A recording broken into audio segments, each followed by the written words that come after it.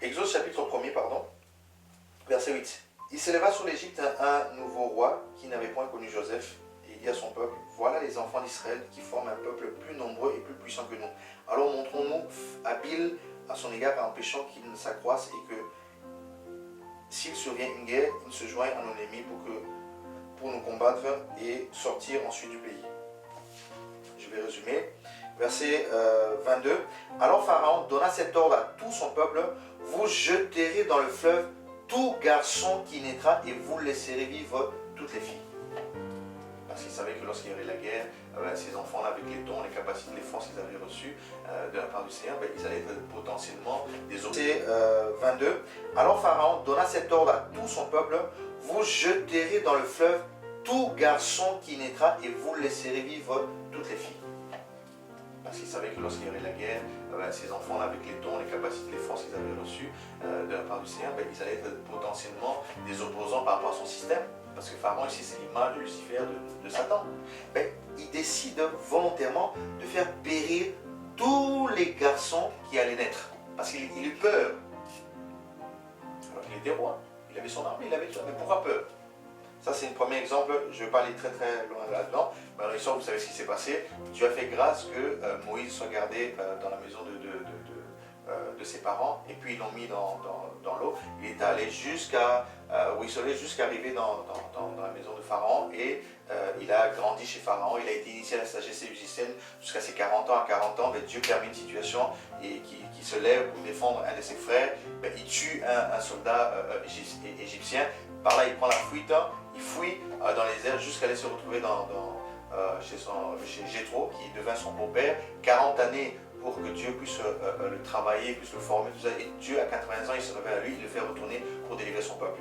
C'était l'histoire de Moïse, qui était une préfiguration de Christ, c'était l'ombre. Et on va voir ici dans Matthieu chapitre 2, la naissance de l'étoile brillante du matin. Matthieu chapitre 2, la Bible dit ceci. Jésus étant né à Bethléem en Judée au temps du roi Hérode, voici des mages d'Orient arrivèrent à Jérusalem et dirent, où est le roi des Juifs qui vient de naître? Car nous avons vu son étoile en Orient et nous sommes venus pour l'adorer. Or, le roi Hérode ayant appris cela fut troublé et tout Jérusalem est avec lui. Il assembla tous les principaux sacrificateurs et les scribes du peuple. Il s'informa auprès d'eux du lieu où Christ devait naître. Forcément que les mages, ce sont des devins, ce sont des magiciens. Ils connaissaient sûrement, parce qu'ils avaient les rouleaux, ils connaissaient sûrement la prophétie de Balaam ou la prophétie de Michée qui disait que, et toi, verset 5, et lui dit à Bethléem en Judée, car voici ce qui a été écrit par le prophète Michée, et toi Bethléem, terre de Juda, tu n'es certes pas la moindre entre les principales villes de Juda, car de toi sortira un chef. Alors qu'il suivait une étoile. Il suit une étoile, et puis par rapport à la prophétie qui disait à Bethléem sortirait un chef. Qui paîtra Israël mon peuple? Alors Hérode fit appeler en secret les mages, s'enquit soigneusement auprès d'eux depuis combien de temps l'étoile brillait. Selon la prophétie du prophète Balaam dans Nombre chapitre 24 verset 17 que vous pouvez lire après. Il s'entretient soigneusement en secret avec les mages pour demander mais depuis combien de temps cette étoile brille pour que vous quittiez l'Orient, l'Arabie, pour venir suivre cette étoile ici. Parce qu'ils avaient reçu, ils avaient compris que c'était le chef qui devait venir paître, le roi de rois qui devait venir paître. Alors, puis il les envoya à Bethléem en disant allez, prenez des informations exactes sur le petit enfant, dans l'étoile petit enfant, vous voyez? Et quand vous l'aurez trouvé, faites-le moi savoir afin que j'aille moi aussi pour l'adorer. Les mages vont dans une bonne intention d'adorer le roi de rois, le petit enfant, l'étoile du matin. Hérode, le roi, à son époque, dit, allez soigneusement, il leur dit, allez là-bas si vous trouvez le lieu, dites que je viens moi aussi l'adorer. La ruse, la malice.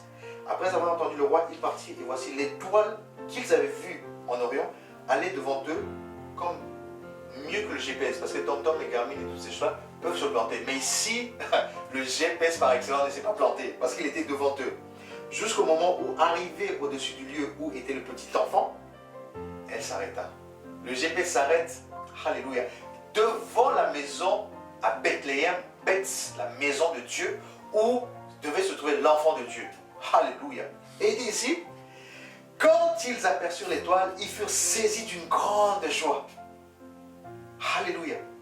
Comme la fille de Pharaon, lorsqu'elle vit Moïse, elle était tellement dans la joie de voir ce bébé dans le berceau qu'elle a dit non, cet enfant, il devient mon enfant, je vais l'élever. Ils étaient dans la grande joie. Verset 11, ils entrèrent dans la maison, virent le petit enfant avec Marie, sa mère, se prosternèrent et l'adorèrent. Ils ouvrirent ensuite leur trésor et lui offrirent en présent de l'or qu'on offre à un roi, l'encens qu'on offre à Dieu et la myrrhe. Puis, divinement avertis en songe de ne pas retourner vers Hérode, ils regagnèrent leur pays par un autre chemin. Vous vous rendez compte? Ils passent par Hérode, Hérode montre le chemin. Donc Dieu utilise même favorablement les ennemis pour accomplir le dessein de Dieu. Donc, ils passent par Hérode, Hérode demande à son intendant, l'intendant lui ouvre les rouleaux, selon les prophéties de Michée et de Balaam là-bas, ils voient que c'était à Bethléem. Ils arrivent à Bethléem, divinement avertis par Dieu, parce que Dieu voulait les garder aussi, voulait protéger l'enfant aussi, c'est normal. Il les fait fuir vers un autre chemin. Verset 13, lorsqu'ils furent partis, voici un ange du Seigneur apparu en songe à Joseph, il dit, lève-toi, prends le petit enfant et sa mère, fuis en Égypte et reste ici jusqu'à ce que je te parle, car Hérode cherchera le petit enfant pour le faire périr. De la même manière, Pharaon a cherché à faire périr tous les enfants en Israël. De la même manière, Hérode. Mais imaginez-vous, un roi, comme Hérode en son temps, a eu peur à cause d'une étoile. C'est là où tu dois comprendre que, alléluia, ta venue au monde a été un combat. Quand tu es venu au monde, avant que tu viennes au monde, tu peux demander à ta maman. Tu peux demander même l'histoire de ta venue. L'histoire même de ta venue au monde, tu verras que avant, pendant ou après ta naissance, il y a eu des conflits, il y a eu des problèmes, même dans la contraception, toutes ces choses. Il y a eu des difficultés, il y a eu des combats. Parce que tu es une étoile particulière qui est venue dans le monde pour une mission. Et l'ennemi avait vu ton étoile depuis, il le savait. Voilà pourquoi il te combattait, il t'a toujours combattu. Et même quand tu as commencé à grandir, même à l'école, comme moi quand j'étais petit, je pouvais étudier. Parfois mon intelligence, je méditais, j'étudiais. Et puis j'arrivais devant les examens comme ça. Tout ce que j'avais étudié, j'avais tout de mémoire, j'avais plus rien. En fait, l'ennemi combattait cette étoile parce qu'il savait qu'un jour, cette étoile-là allait briller pour éclairer les autres aussi, comme on essaie de le faire maintenant.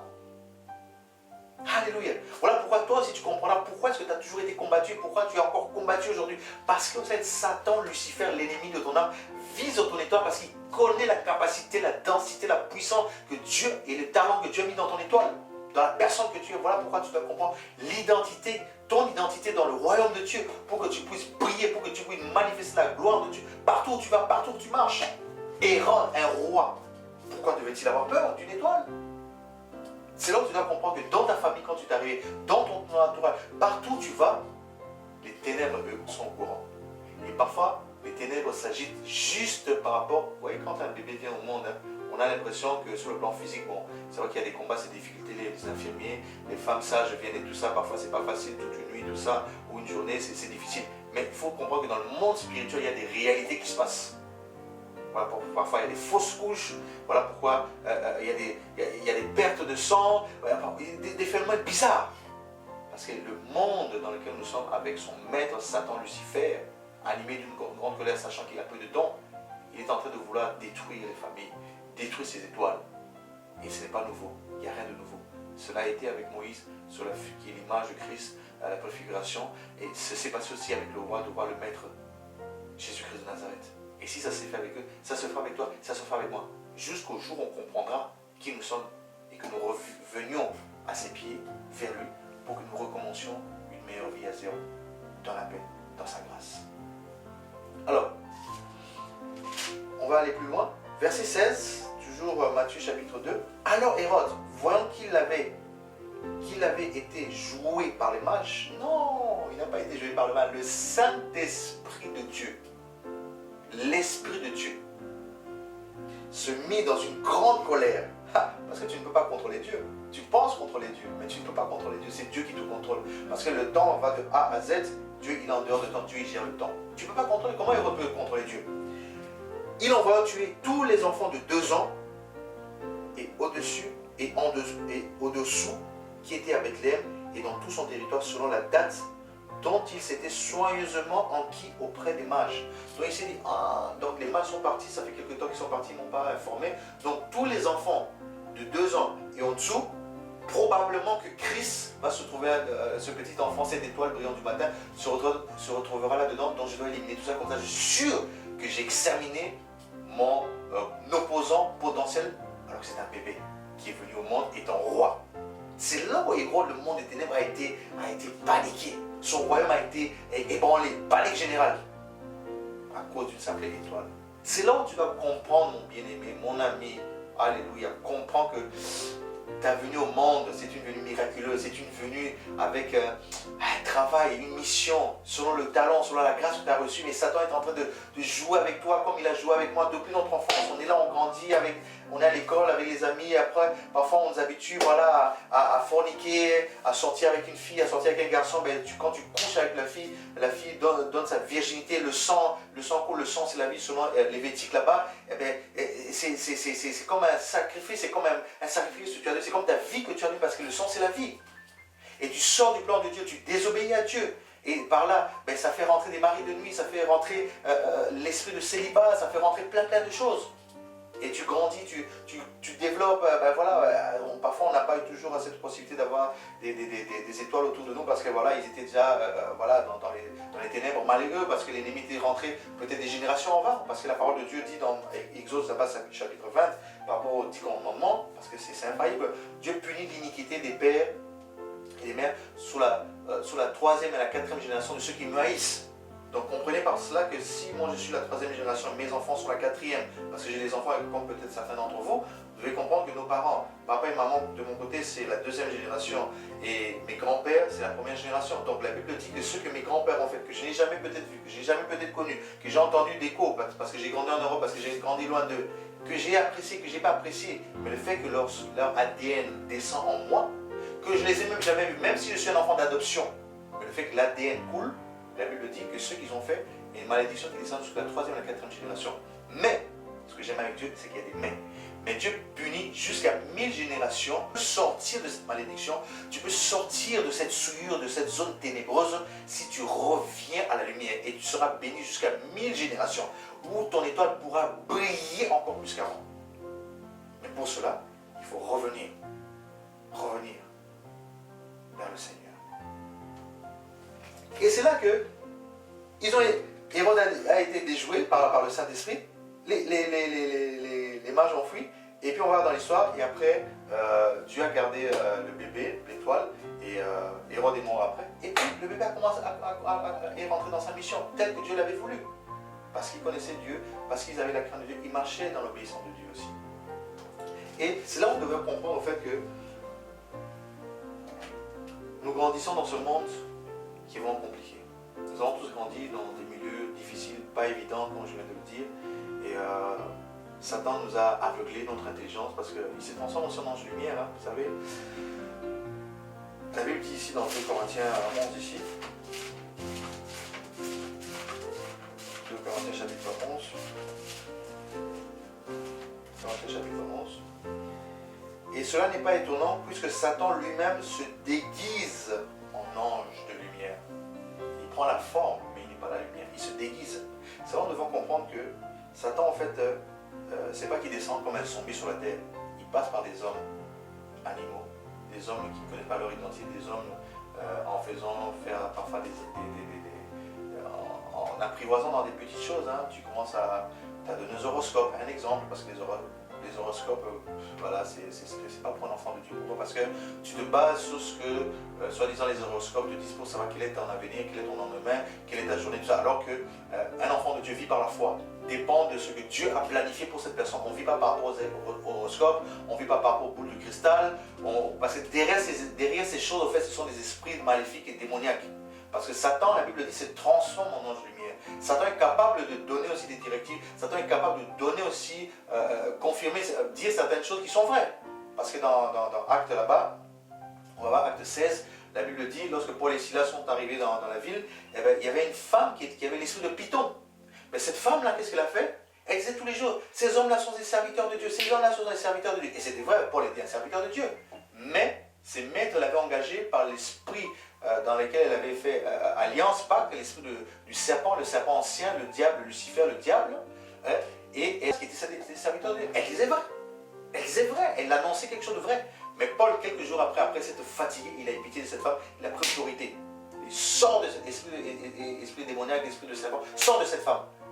L'esprit qui animait cette femme est sorti, mais ses maîtres ont vu qu'ils allaient perdre leur gain parce qu'ils gagnaient de l'argent derrière les divinations que cette femme faisait, derrière les choses que cette femme annonçait, comme les boules de cristal, comme les cartes, les tarots, comme toutes ces choses qu'on a faites aussi en Afrique, les choses là, que les femmes des quartiers, les femmes du village, comme on appelle ça zéké en lingala, si vous voulez, bon, en français je ne sais plus, jettent par terre, et puis ce sont des esprits qui sont derrière eux, qui leur annoncent ton avenir, ta vie, tes problèmes, tes combats, tout ça. Après ils vont te donner des directives, lave-toi avec tel mélange mix d'eau, ben, parfois il y a des excréments, ben, malheureusement, comme nous on ne savait pas, on était petits, parfois à cause des problèmes familiaux, des problèmes de santé, de la famille, tout ça, ben, on donne des directives au village, mais il faut se mélanger, on vous donne un mix de végétaux, de plantes, de ceci, cela. Parfois, il y a des excréments dedans, vous ne le savez pas, mais à cause des problèmes, à cause des besoins pour trouver la solution, mais vous l'avez avec, vous dites que ça va vous apporter la solution, toutes ces choses-là.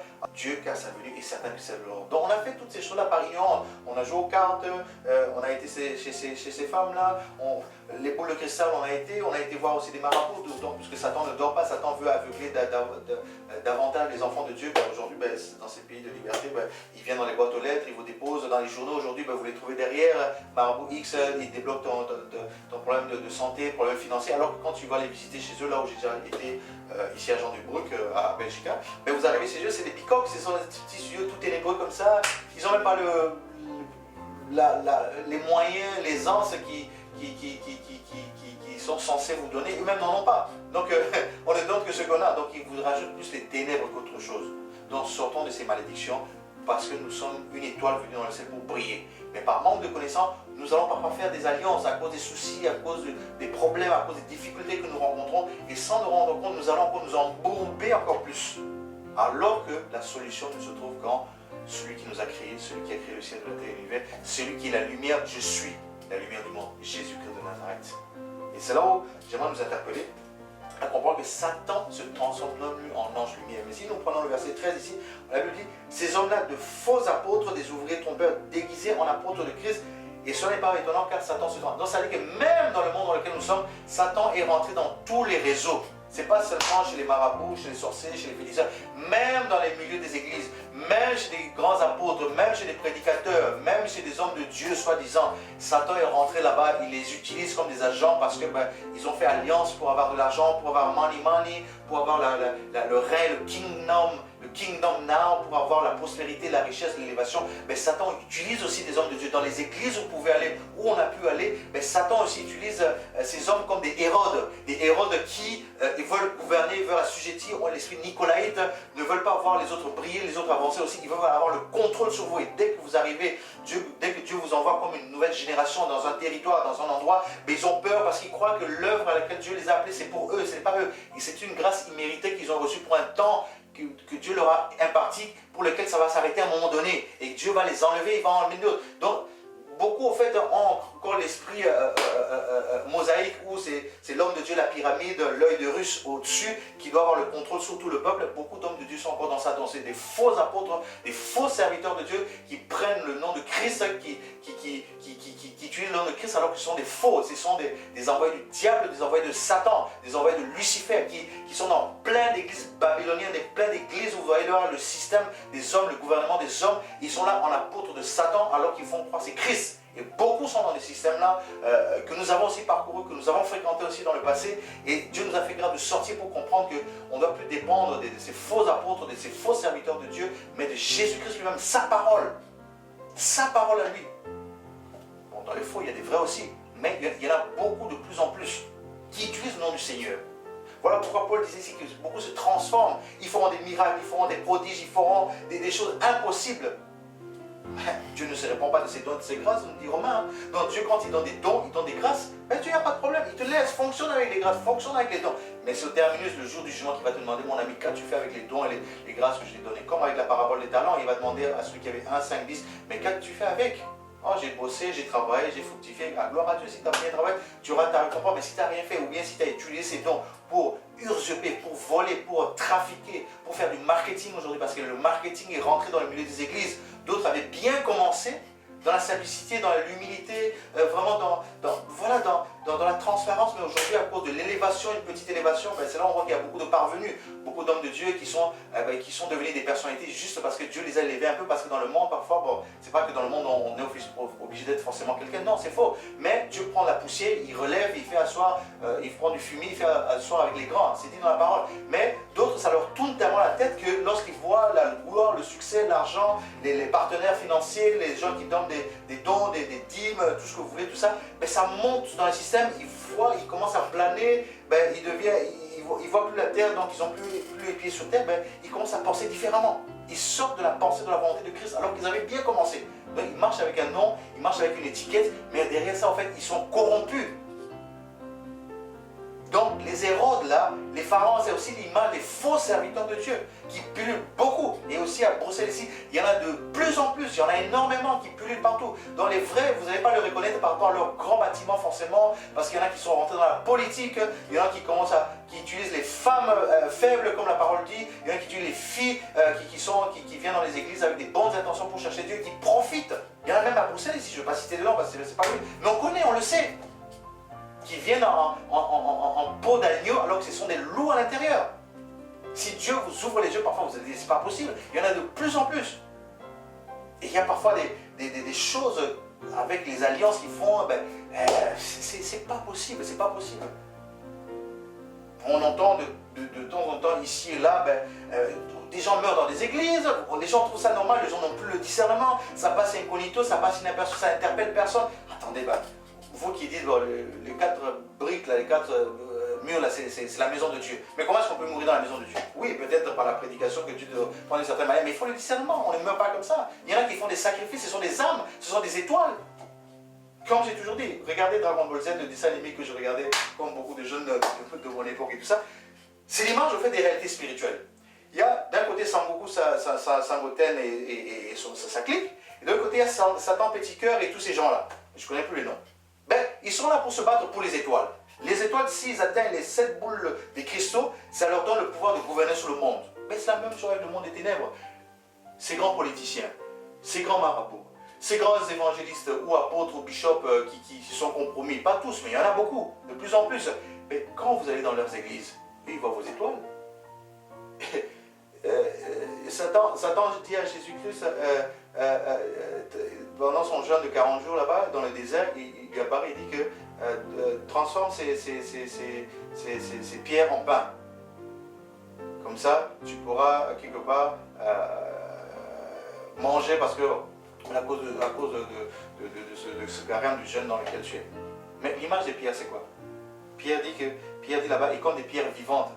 Et édifiez-vous pour former une maison spirituelle. Donc Dieu nous va comme des pierres. Dans Matthieu 16, dit là-bas, quand Jésus dit à Pierre, et sur toi, Pierre, je bâtirai. On a compris que ce n'était pas Pierre le prénom, c'était la petite pierre, et qui bâtirait la petite pierre sur le rocher qu'il est. Donc Dieu, Satan a utilisé ce terme-là parce qu'il savait que Jésus-Christ connaissait.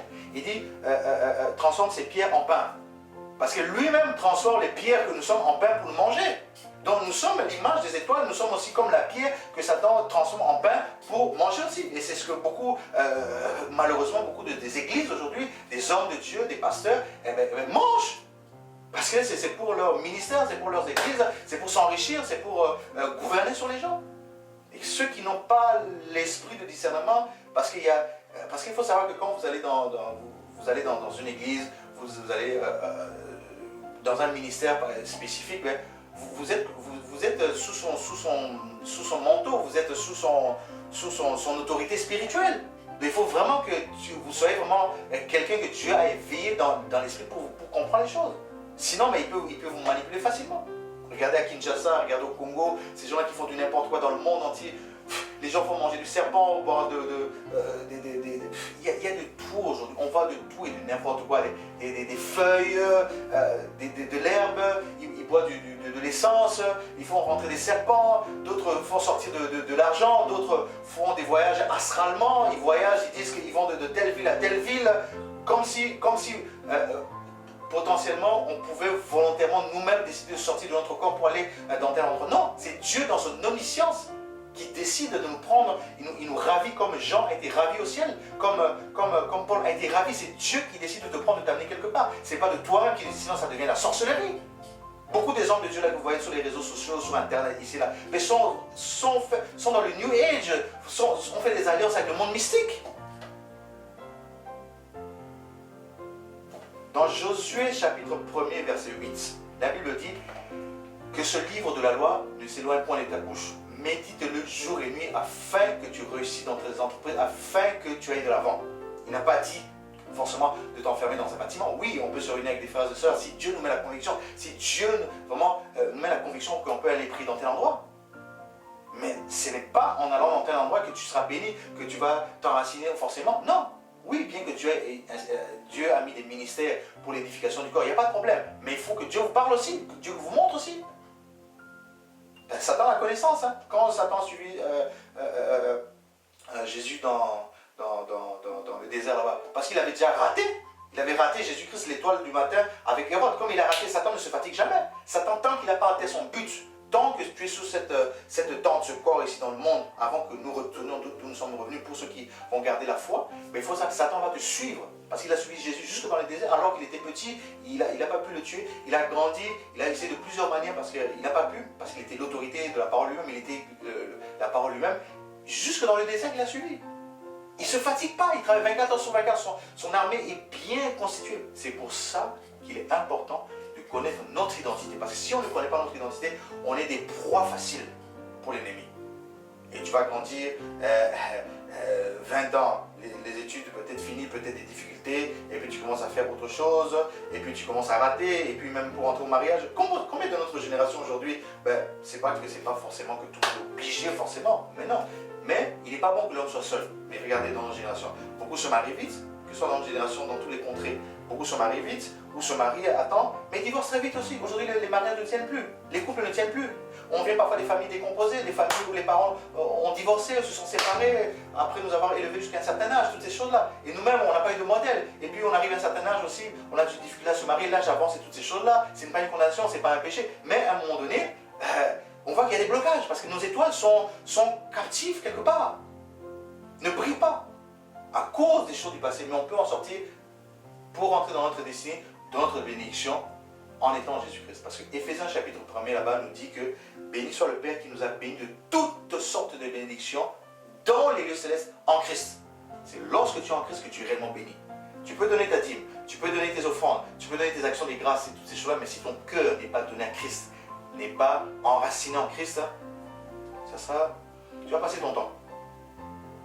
Parce que le premier sacrifice que Dieu cherche, c'est notre cœur. Parce que dans Romains, là-bas, chapitre 12, verset 1er, il offrez vos corps comme un sacrifice saint, agréable devant Dieu, ce qui sera de votre part un culte raisonnable. Donc si tu veux rendre un culte à Dieu, ce n'est pas forcément les sacrifices, les dons que tu fais, les dîmes que tu donnes, toutes ces choses. Non, le premier sacrifice avant de donner quoi que ce soit, c'est d'abord ton cœur, c'est ta vie. C'est de te détacher du monde, c'est de te détacher du système du monde, dans la mode du monde. Derrière ces grands couturiers que certaines communautés aiment bien se mettre en avant par rapport à les griffes, les ceci, les cela. Mais ces couturiers-là, moi chez moi je suis italien, Dolce et Gabbana, c'est deux quoi? Vous connaissez comment ces gens fonctionnent? C'est deux quoi? Comment on les appelle? Les Français, tous les Français que vous avez connus depuis les temps, ils sont dans quel genre de pratique? Dans des abominations. Mais vous là, vous rentrez comme nous tous dans un certain moment on l'a peut-être fait, mais d'autres c'est peut-être plus accentué, c'est devenu une religion, c'est devenu une folie. Mais sous le joug en fait dépendant de l'esprit qui animait ces gens-là. Mais comment voulez-vous prier? Comment voulez-vous réussir? C'est pas cette apparence éphémère qu'on se montre sur les réseaux sociaux, les photos Snapchat et puis avec Photoshop, le travail, toutes ces choses-là, toutes ces applications gratuites qui nous améliorent et tout ça. Même si on le fait, notre étoile ne va pas briller forcément. Il faut d'abord que l'homme spirituel, il faut être un homme spirituel, mais il faut quitter l'état de naturel à l'homme spirituel. Mais l'état de l'homme animal ou naturel, c'était Adam. Adam. Mais l'homme spirituel, c'est Jésus-Christ, le dernier Adam, qui a l'esprit, qui donne la vie, la lumière du monde, la vie éternelle. C'est dans lui seul, quelles que soient tes origines, Abraham, quelle que soit ta famille, quelle que soit la contrée où tu te trouves, ce n'est qu'en étant en Jésus-Christ que tu pourras avoir la paix. Ce n'est qu'en étant en lui que ton étoile brillera. Attendez, tu as une voiture, regardez toutes ces voitures nouveautés dans le milieu automobile ou informatique et toutes ces choses-là. Tu as une marque particulière, marque X, avec toute cette électronique qu'il y a dans les voitures du 21e siècle aujourd'hui. Le jour où tu as un problème électronique, tu vas aller chez le garagiste du coin, il ne saura rien te faire. Il pourra peut-être te changer les plaquettes de frein, peut-être changer les roues, l'amortisseur, des trucs comme ça, peut-être le moteur un tout petit peu. Mais le jour où tu as un problème intérieur électronique, le garagiste du coin, même si c'est ton meilleur pote, il te dira: mon pote, mon ami, je ne sais rien faire, retourne chez le concessionnaire. Hein, parce que c'est eux qui ont les appareils adéquats pour pouvoir rentrer dans le système de ta voiture et régler tout ce qui est déréglé. Et remettre les pendules à l'heure, le réglage comme il faut. Tu seras obligé de retourner sur le concessionnaire. Mais pourquoi? Pour des choses périssables selon la voiture, l'ordinateur, le PC, quelles que soient les marques, on ne va pas rentrer dans les marques parce que d'autres verrouillent aussi dans leur système. Mais on est capable, on est conscient que si je ne veux pas chez le concessionnaire, même mon appareil, ma voiture, ma moto, ma mobilette, ou le constructeur de ma maison, l'architecte de ma maison, si je ne vais pas chez eux, ben, je n'aurai pas la solution à mon problème. Mais pourquoi pour des choses périssables, nous sommes conscients, mais pour notre vie, pour notre être, pour notre salut, nous minimisons le Créateur qui nous a créés, alors qu'il nous tend la main depuis la nuit des temps. Si tu vois ton étoile briller, reviens à ton Créateur. Quel que soit l'état dans lequel tu te trouves, il ne tient pas compte de ce que tu es, de ce que tu as fait, de comment tu as tué, de comment tu as avorté, de comment tu as insulté, de comment tu as fait le mal. Il ne tient pas compte de cela. Parce que Dieu, sans tenir compte des temps d'ignorance, Actes chapitre 17, verset 30 là-bas, il avait dit: Dieu, sans tenir compte des temps d'ignorance, demande à tous les hommes qu'ils ont maintenant à se repentir de leurs péchés. Ce que Dieu nous demande, c'est quoi? C'est de revenir à lui, c'est de nous repentir, c'est d'abandonner nos péchés, c'est d'abandonner le mal, c'est d'abandonner tout ce que nous étions en train de faire. Et c'est là où notre étoile brillera. C'est là où nous serons plus performants pendant le temps qui nous reste. Tu as 20 ans, tu as 30 ans, 40 ans, 50 ans. Combien de temps il te reste à vivre? Chaque année que tu passes, chaque anniversaire que tu aimes festoyer, tu reçois une notification sur ton Facebook ou peu importe les réseaux sociaux, tu te rappelles qu'il y a un anniversaire, tous les gens du monde entier t'envoient des anniversaires et tout ça. Oui, on est content, tu es content, il n'y a pas de souci. Mais sache qu'au fur et à mesure que les années avancent, c'est-à-dire le nombre de jours qui te restent à vivre se raccourcissent aussi. Mais si tu ne prends pas conscience aujourd'hui, après ton passage sur la terre, parce qu'on n'est que des pèlerins, on n'est que des voyageurs, notre cité, elle n'est pas ici, elle est céleste. Pour être dans la joie, il faut retourner d'où tu es venu. L'étoile que tu es censé, qui est censée briller, vient du ciel. Mais pour cela, pour être dans la joie, il faut retourner au ciel.